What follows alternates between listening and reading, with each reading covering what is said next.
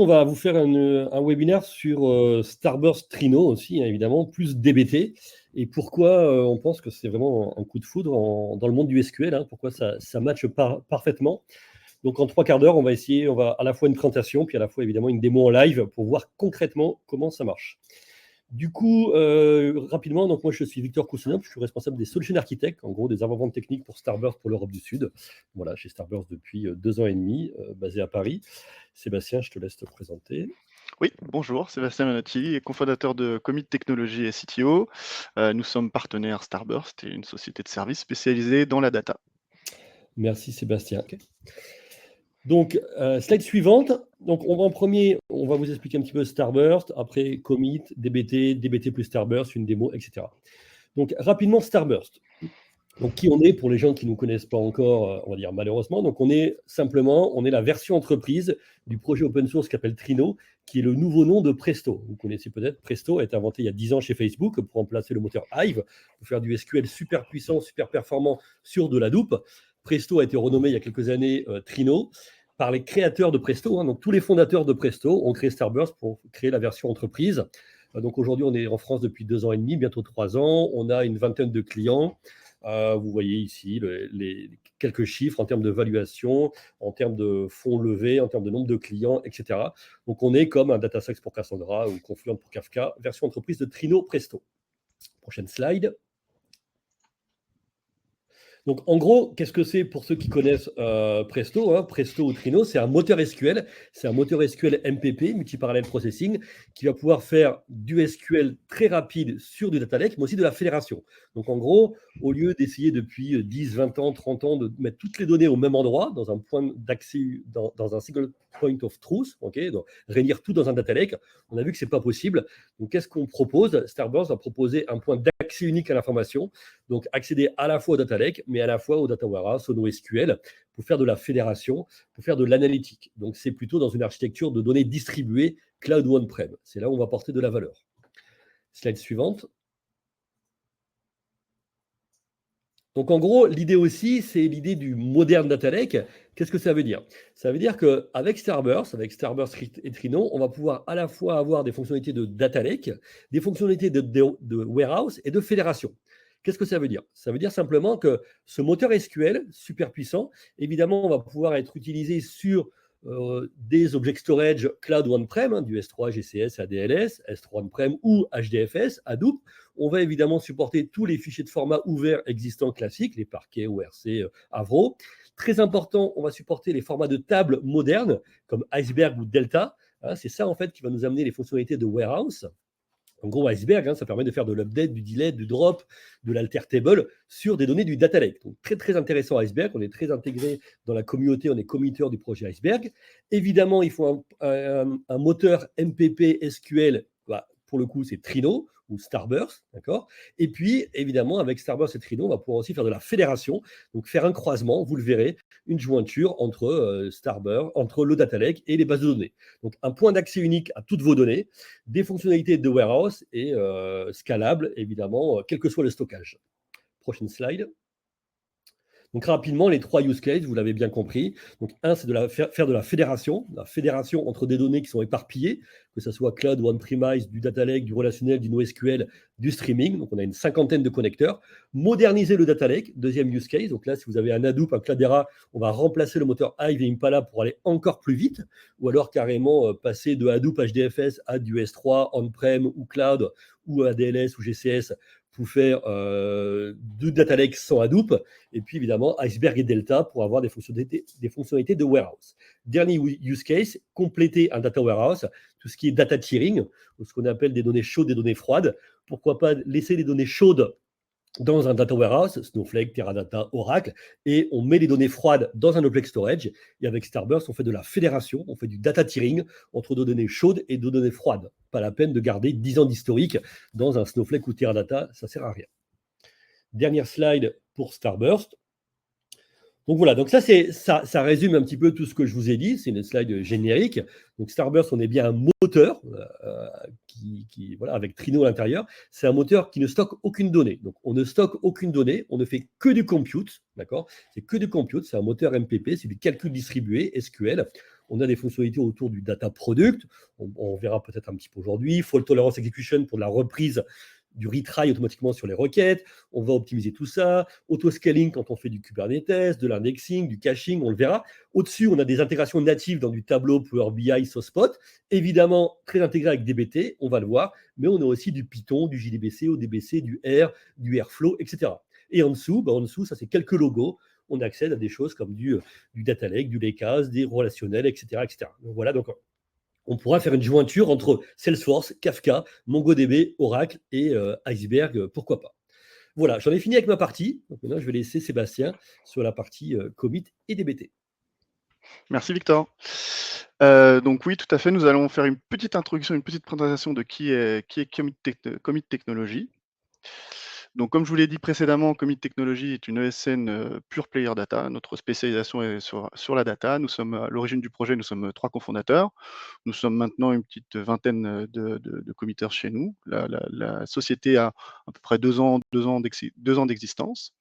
Notre positionnement stratégique se situe au niveau de toute la chaîne de valeur de la donnée, en essayant de couvrir les différents domaines, en commençant tout logiquement par la partie stratégie data et change management associé, accompagner les clients à définir les stratégies sur leurs objectifs data, et ensuite l'implémentation de cette partie-là avec la partie gouvernance et data management et les process associés.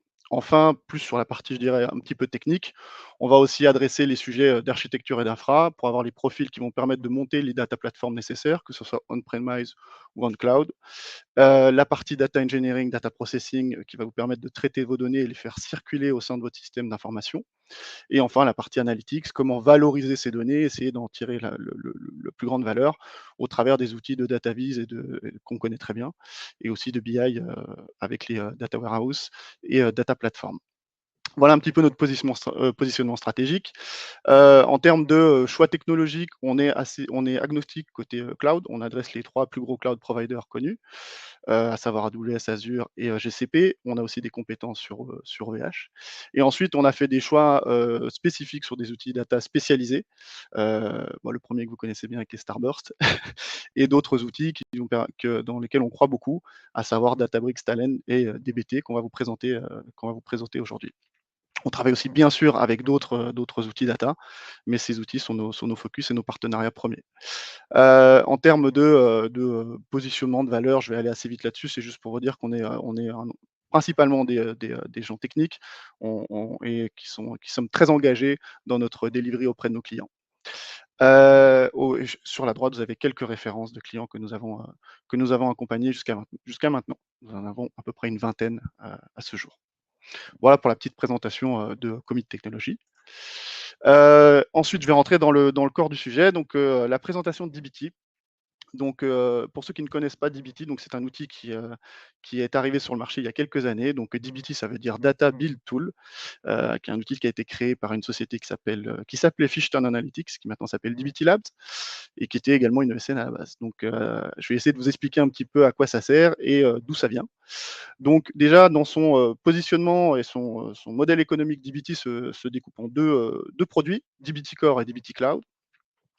DBT Core qui est la version open source gratuite téléchargeable et DBT Cloud qui est la version cloud, une partie gratuite et une partie qui est la version professionnelle. Je vais essayer de vous présenter un petit peu tout ça.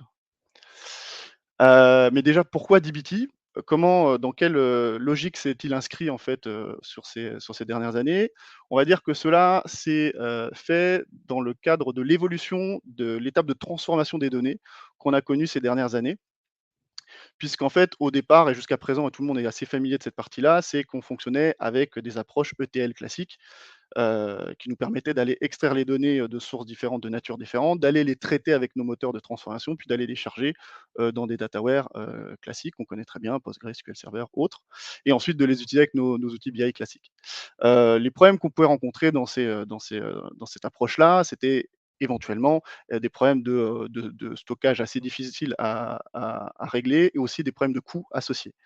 Donc ça pouvait être gênant. Ce qui est arrivé ces dernières années, c'est je dirais la montée fulgurante des cloud data warehouse qui, eux, ont amené cet avantage de découpler le storage et le compute pour permettre d'adresser justement des volumétries plus importantes. Mais ça aussi a amené aussi d'autres manières de traiter la donnée et de la penser, puisque tout ces données se trouvent finalement au niveau du cloud. Et l'ELT finalement, hein, l'autre pendant des transformations de données, a commencé à prendre aussi son envol à ce moment-là. Et dbt a trouvé tout simplement sa position dans l'ELT en se positionnant sur le T, donc sur la transformation de données en tant que telle. Et quelle est la logique qui est derrière tout ça, quelle est la philosophie des DBT vraiment? C'est essayer de faire en sorte d'appliquer les bonnes pratiques du software engineering dans la data. Donc quand je dis ça, ça veut dire quoi? Ça veut dire en gros, se baser sur un langage standard, se baser sur SQL, qui est connu à vrai dire de tous les acteurs de la data un minimum, et prendre les bonnes pratiques de développement, la modularité, pouvoir appliquer des tests, pouvoir faire de la CI/CD et bien sûr pouvoir documenter ce qu'on fait. Donc en se basant sur ces 2 axes-là, c'est l'approche et la philosophie du produit, dbt.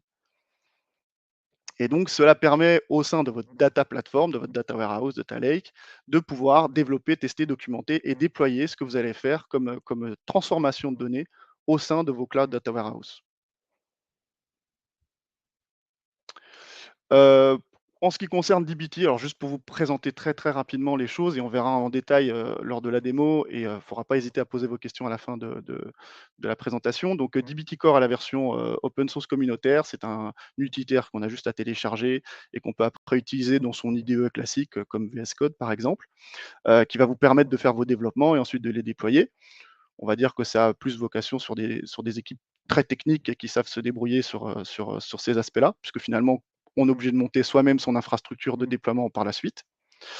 Et ensuite, la version cloud qui, elle, son objectif est justement de vous faciliter la vie en termes d'industrialisation de ce que vous allez développer, avec un IDE de développement, une interface assez, facile d'utilisation et qui va vous permettre aussi de gérer tout ce qui va être scheduling, planification.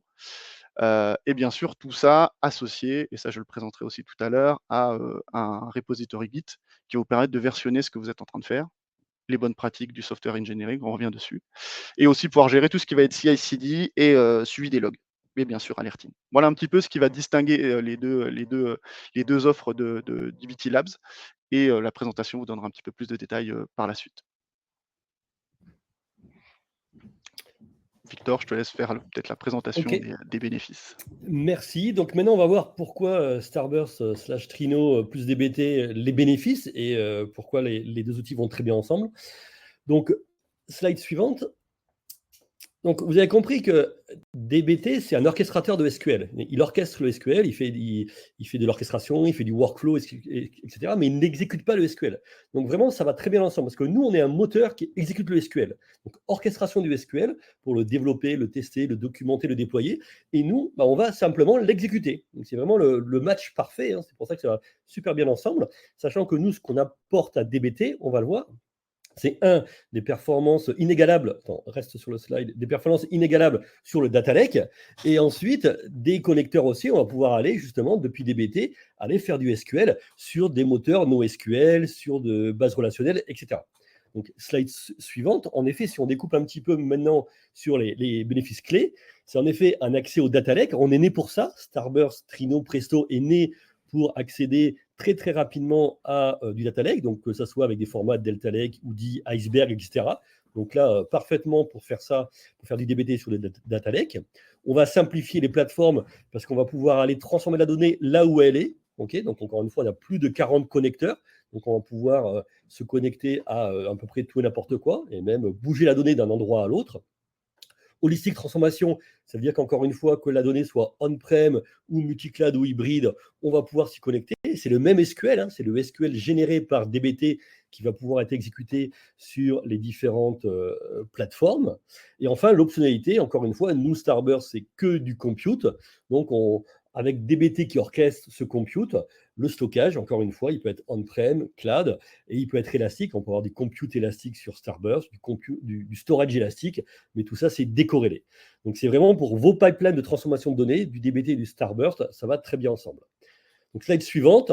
Si on regarde un petit peu, par exemple, hein, voilà, dans une plateforme de data lake, on a des blogs à propos de ça, pour une plateforme de data lake, bah, avec Starburst qui va, alors, Pour ingérer les données dans le data lake, c'est soit du Starburst, hein, parce qu'on va le voir dans la démo, on va prendre les données, on va les mettre dans le data lake, mais on peut imaginer aussi utiliser du Spark, du Python, autre chose pour mettre les données dans le data lake. Et ensuite, par contre, Starburst, pour faire toutes vos transformations au sein du data lake, passer du bronze au silver au gold, avec des fonctionnalités de fault tolerance execution par exemple. Starburst exécute, DBT orchestre. À la fin, Starburst va pourquoi pas aussi donner l'accès à ces données depuis des outils de reporting, de dashboarding. Donc voilà, donc les deux ensemble, ça vous permet vraiment d'avoir une architecture ouverte pour vos data lake. Ça vous permet de transformer vos données au sein du data lake. Donc pour tout ce qui est data lake, c'est vraiment super. Slide suivante. Donc, en termes d'intégration, il y a deux choses. On vous en verrez une aujourd'hui. Donc, on a un plugin Trino DBT, donc un plugin open source qui est ici dans Git. Hein, vous avez l'adresse qui est maintenu, qui est développé par les équipes de Starburst, mais c'est le plugin open source DBT Trino. Et ensuite, on a un adaptateur. On a un plugin dans DBT Cloud Starburst qui vous permet de vous connecter à un cluster Starburst, à un cluster Trino. Donc voilà, donc on peut à la fois fonctionner avec DBT Core et DBT Cloud. Vous allez voir ça dans la démonstration. Slide suivante. Donc voilà, donc là je vais repasser la main à Sébastien qui va vous faire une démonstration en premier du côté DBT Cloud et après on le verra du côté Starburst, le résultat. Tout à fait. Donc concernant cette démonstration entre dbt Cloud et Starburst, on s'est basé sur un projet existant qui avait des données open source sur la partie Covid. Vous allez voir que ces données sont stockées dans différentes sources. Donc la première source qu'on va utiliser, c'est une source stockage S3 dans AWS qui va contenir les statistiques Covid. On va avoir des informations concernant la vaccination et la population, enfin, des statistiques générales qui sont, elles, stockées dans Snowflake. Et enfin, plutôt des données de référence géographiques qui, elles, seront stockées dans la base de données TPCH. L'idée, justement, ça va être d'avoir donc le projet, l'idée, c'est vraiment de consolider les statistiques, de calculer quelques KPI et ensuite de produire un reporting dans Tableau de ces KPI. Vous avez les liens effectivement du projet sur lequel on s'est basé, bien entendu, derrière. Alors un petit peu sur le workflow, de démonstration un petit peu de ce qu'on va faire. Ça reprend ce que Victor vient de vous présenter, hein. C'est que toutes ces informations-là, en fait, vont être ces, différentes sources vont être déclarées au sein des catalogues de Starburst et ensuite on va faire les différentes étapes de transformation, de données, qui reflètent les différentes étapes qu'on a vues dans un data lake. Là, on va parler de staging, intermédiaire et des agrégations finales, qui vont calculer, les KPI et tout ça, bien sûr, va être via les modèles SQL qui vont être traités au niveau de dbt et qui vont être exécutés par le moteur de Starburst. Je vais donc vous montrer un petit peu à quoi ça ressemble. Je vais donc quitter l'interface. OK. Donc, donc je vais déjà commencer juste par vous montrer côté Starburst Galaxy. On va avoir plusieurs schémas qui vont concerner notre démo. On va se concentrer principalement sur un, qui va être ce schéma-là ici, qui s'appelle Victor C dbt prod, qui va contenir nos tables qu'on va créer au final après notre exécution dbt. D'accord? C'est vraiment ici. Donc là, pour l'instant, on n'a vraiment rien qui est créé. On verra qu'on a un autre schéma qui s'appelle dbt-dev qui lui va me permettre de créer mes tables et de faire mon développement et de m'exécuter de mon côté quand je fais mes développements, tout simplement. Sur la partie donc dbt, donc voilà, je vous montre l'interface de dbt Cloud. Donc comme je vous ai dit, un IDE intégré dans votre navigateur avec une interface plutôt simple. Vous allez avoir un menu qui va être découpé en plusieurs sections. La première, la plus importante, qui est la développe, qui est la partie là où vous allez pouvoir faire vos développements de votre projet dbt. La partie deploy qu'on va voir par la suite, qui va nous permettre de définir nos tâches d'exécution et de les planifier. Une partie documentation et Explore, qui est la dernière fonctionnalité qui a été annoncée au COLS, qui est, on verra tout à l'heure, qui permet de faire de se balader dans son projet dbt au niveau des assets et du lineage associé. Un projet, et je vous montrerai aussi les connexions aussi un petit peu plus tard. Et donc un projet dbt, c'est principalement quoi? C'est déjà un projet qui est relié à un repository Git, d'accord? Puisque comme on l'a dit, on essaie de se baser sur les bonnes pratiques de développement. Dans le développement, on utilise beaucoup Git pour pouvoir versionner ce qu'on fait et pouvoir faire du suivi des différentes évolutions et des fixes qu'on fait lors de nos développements. Donc on a derrière ça, dans le paramétrage de la connexion de notre projet, une connexion qui pointe vers Starburst et une connexion qui pointe vers l'environnement de versionning associé. Là, dans mon cas, j'ai juste créé très rapidement un fork du projet que je vous ai présenté un peu plus tôt et que j'ai déclaré comme source de mon projet dans dbt. D'accord? Donc je retrouve ici les éléments, dbt, pardon, Git au niveau de mon interface et j'ai, quelques commandes Git que je peux utiliser, très simplement, qu'on utilisera après, tout à l'heure.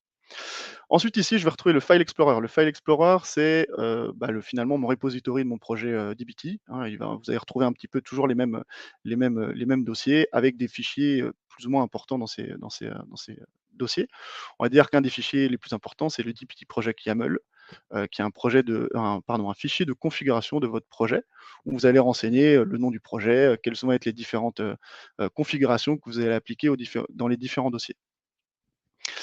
Les notions très importantes qui sont à retenir, côté dbt, la notion la plus importante, je dirais, c'est la notion de modèle.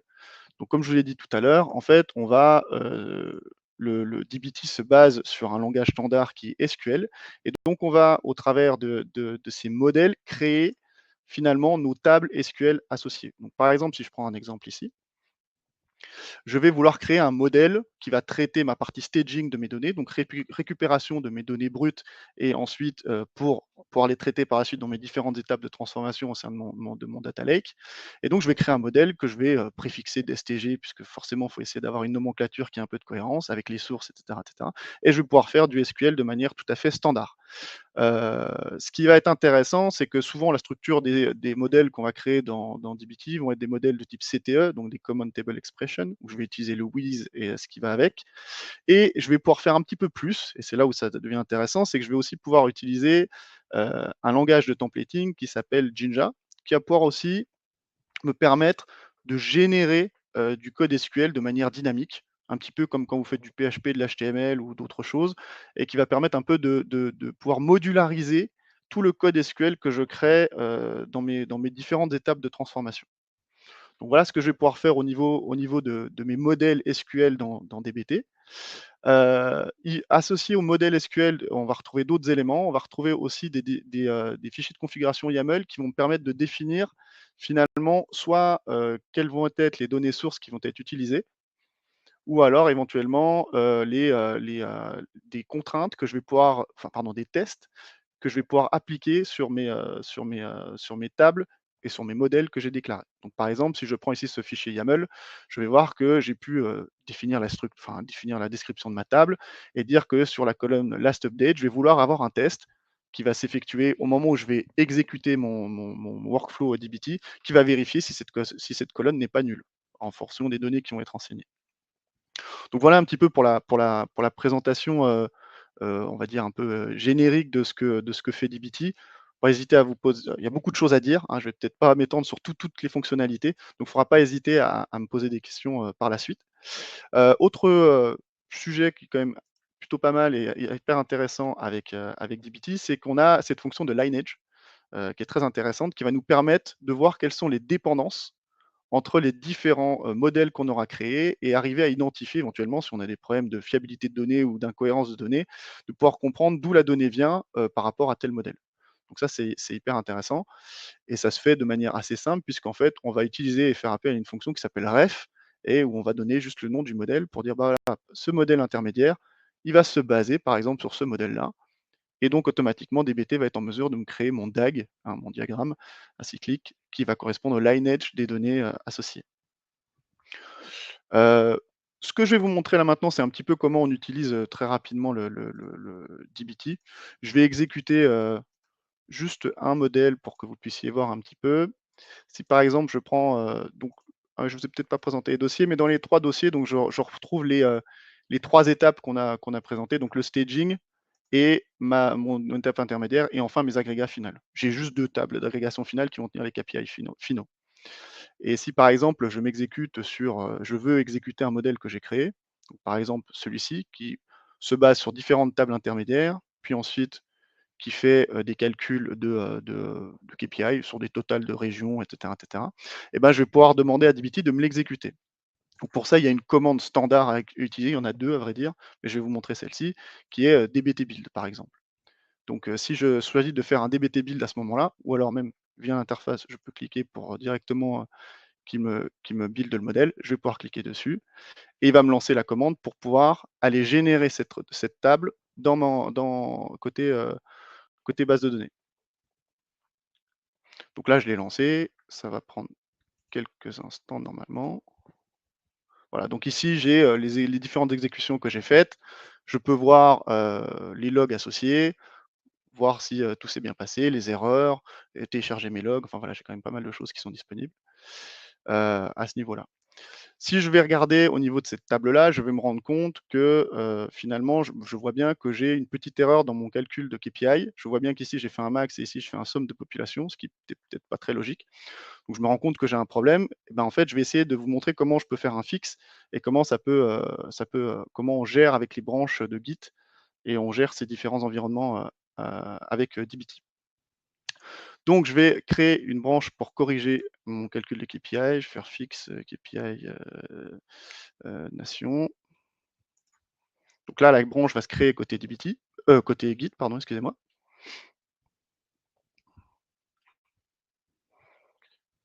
Donc, je suis maintenant sur ma nouvelle branche. Je vais pouvoir faire ma correction.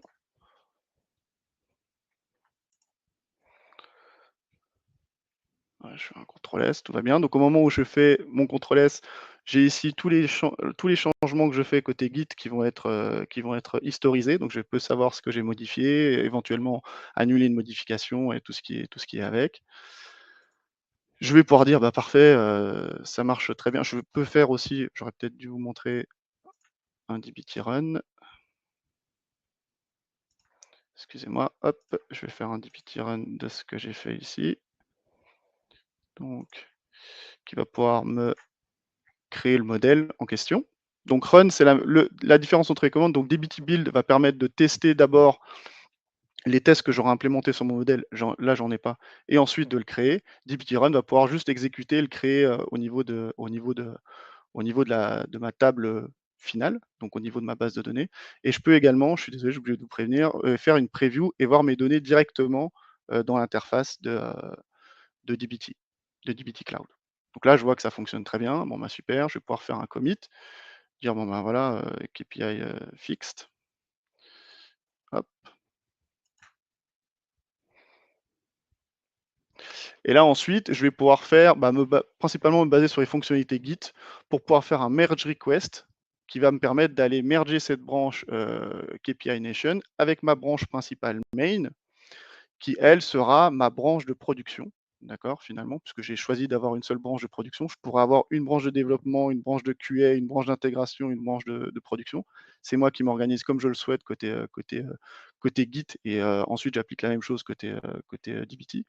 Donc ensuite, c'est très simple. Bah, une fois que j'ai fait ma modif, j'ai juste à ici demander à faire un merge request. Ça va m'ouvrir finalement l'interface de GitHub. Donc là, je vais un peu vite, hein, je vais juste dire OK, fais-moi ce merge.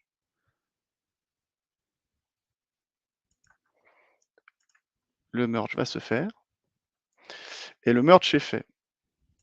Alors là, finalement, je vous ai pas montré, mais finalement, tout ce que j'exécute là, ça s'exécute avec une connexion à Starburst qui, elle, est dans le schéma dbtdev, qui est ici.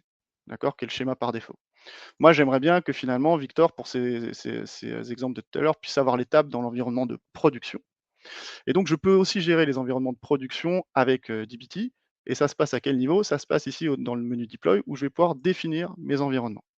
Par défaut, j'ai mon environnement de développement qui utilise les informations de connexion que j'ai définies dans mon projet. Mais je peux aussi définir un environnement de production dans lequel je vais définir d'autres paramétrages de connexion à un autre environnement.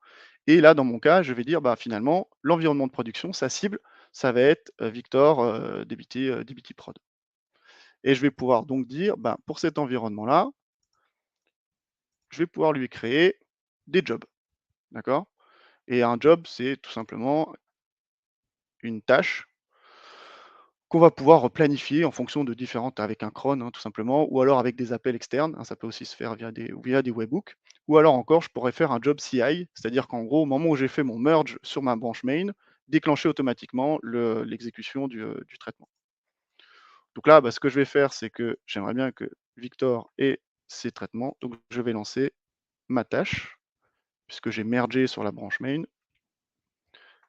Donc théoriquement, ce que va faire le job, c'est récupérer donc, et là je peux regarder un peu ce qui est en train d'être fait, hein. Donc la première des choses qui est en train d'être fait par le traitement, c'est d'aller récupérer les dernières sources qui se trouvent dans la branche main, donc qui correspondent à notre branche de production. Et ensuite, différentes commandes vont être exécutées derrière.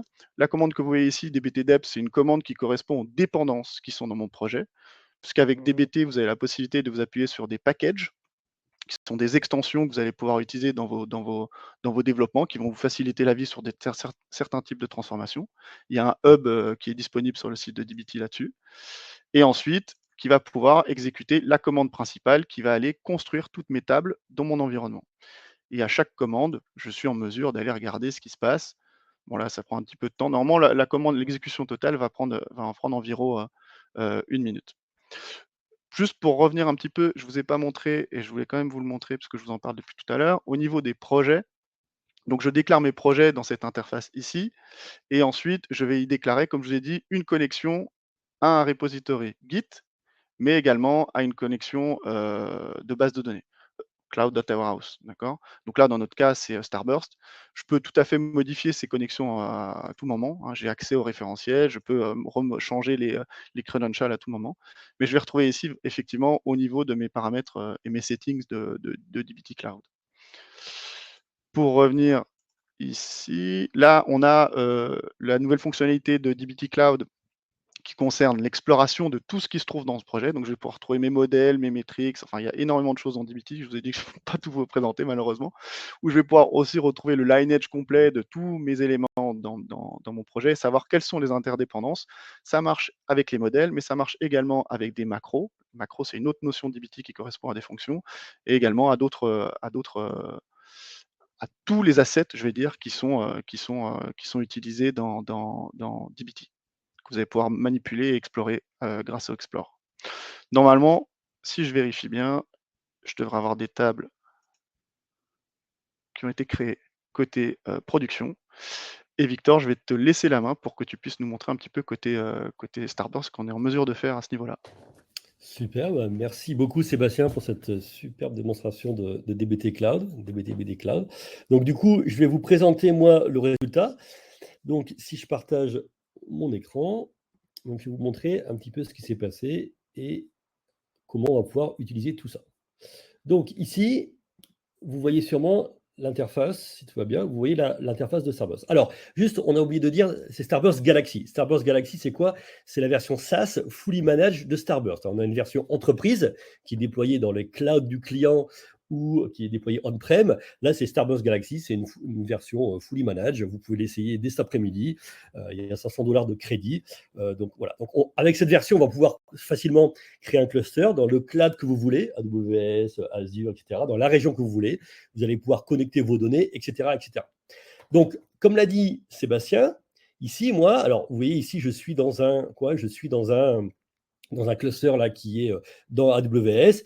J'ai un certain nombre de catalogues associés. Vous voyez, sur ce cluster, j'ai des catalogues Snowflake, SQL Server, MySQL, j'ai aussi du MariaDB, je dois avoir du Salesforce, etc.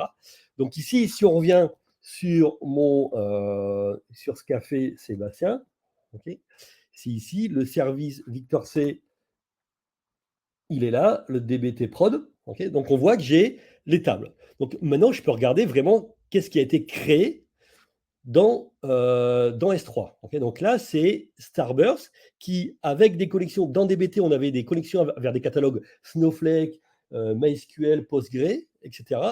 Et S3, on a créé dans Glue, dans le catalogue Glue de S3, on a créé une nouvelle table, d'accord, qui s'appelle AGG Nation, avec ces informations. Donc on voit ici dans l'interface de Galaxy, je vais pouvoir requêter cette table.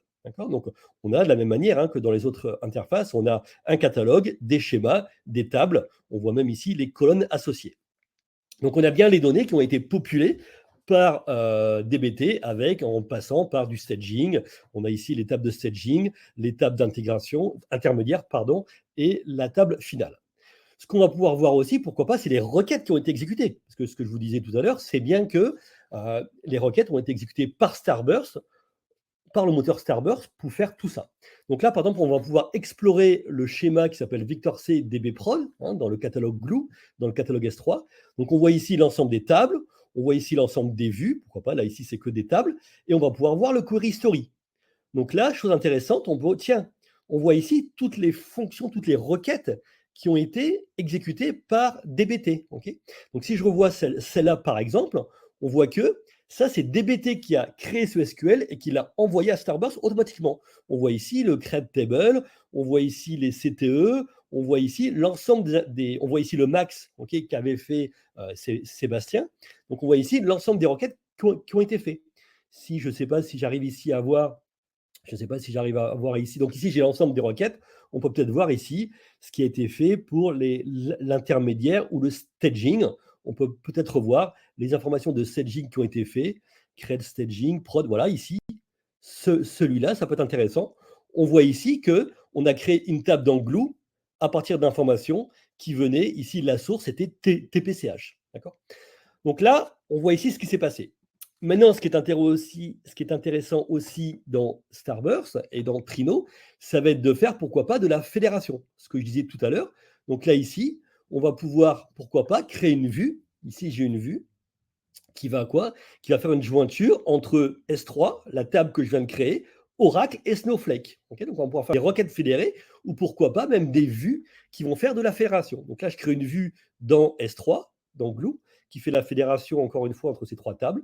Si je fais un select sur cette vue, maintenant, sur la vue qui s'appelle vue patient, d'accord, j'ai bien des informations qui viennent de Snowflake, d'Oracle et de S3. On peut même voir ici maintenant dans Starburst ce qu'on appelle le lineage. Donc là, je peux voir ici, je vais directement aller dans Victor C Demo. Okay, donc ça, c'est le schéma Victor C Demo dans lequel j'ai créé cette vue. Donc on a des tables, on a aussi des vues associées. Donc on retrouve normalement la vue qui s'appelle vue patient.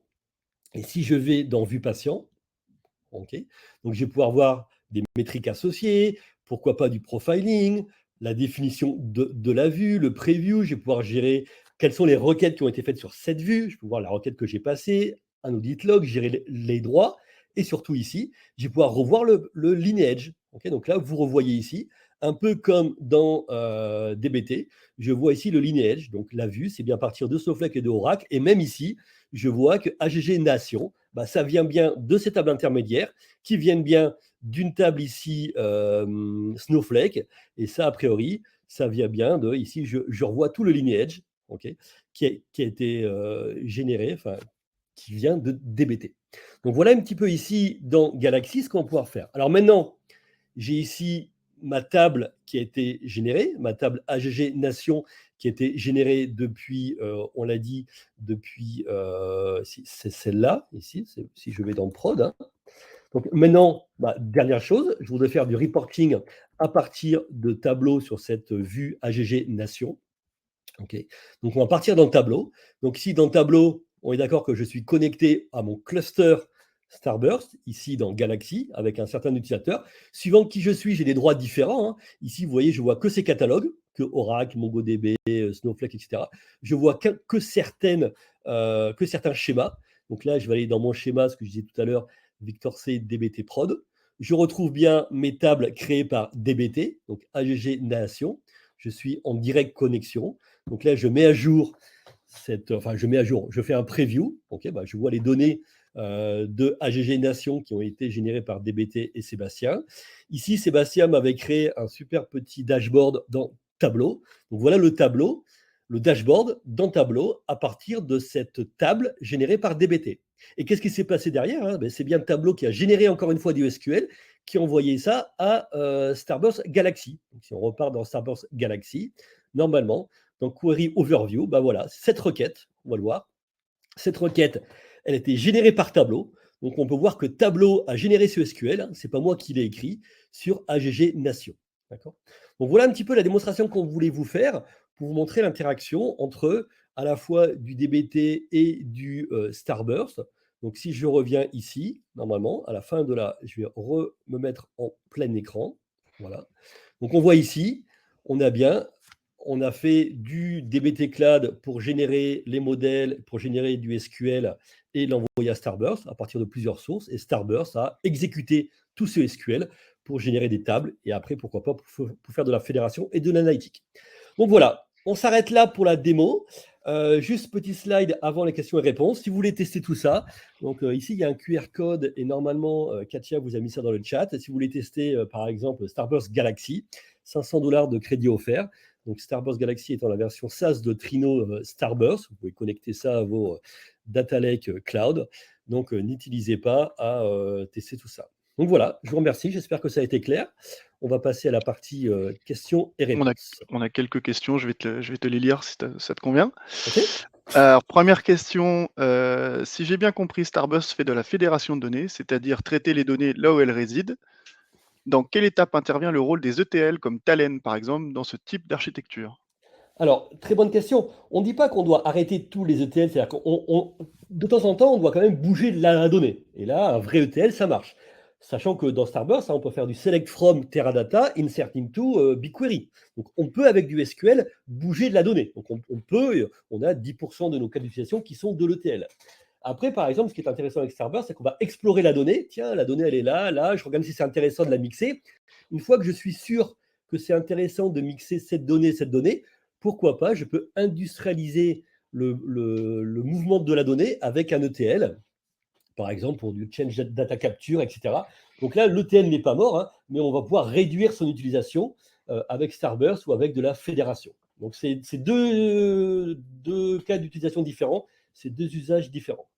Je ne sais Ok, pas si ça répond. Ouais. oui, je pense. Deuxième question, comparé à Dremio, qui base son stockage et ses calculs mémoire sur Arrow et Gandiva, quelle solution Trino utilise-t-il? Alors, en fait, Trino utilise le moteur Trino, hein, c'est le moteur Trino. Nous aussi, on va utiliser Arrow pour la communication entre le cluster et le client, d'accord?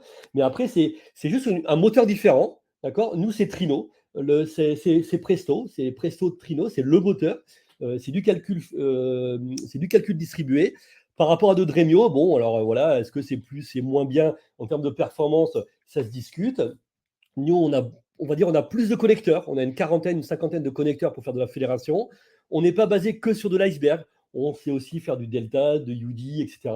Donc voilà, c'est juste une techno différente. Nous, c'est du Trino. Vous pouvez voir le moteur, hein, il est open source.